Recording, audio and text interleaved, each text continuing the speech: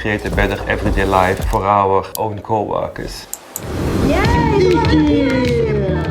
So, I mean, of course, I think to keep employees with the company, I think it's key is, of course, to have engagement. And I think the most important role into that is actually leadership.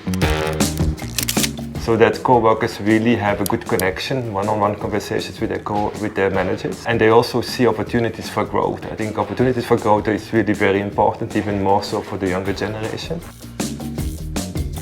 I think at IKEA we're quite strong at that. You know, we really allow people to experience different roles, to work into fields maybe they've never worked before, and through that way discover really their true passion and to gain new experiences.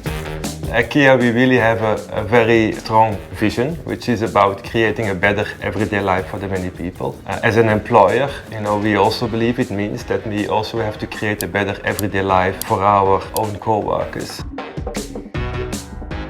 So everyone is welcome at IKEA, you know, irrespective of background, personality, appearance. We really try to create a place that feels safe and that allows everyone to be their true self.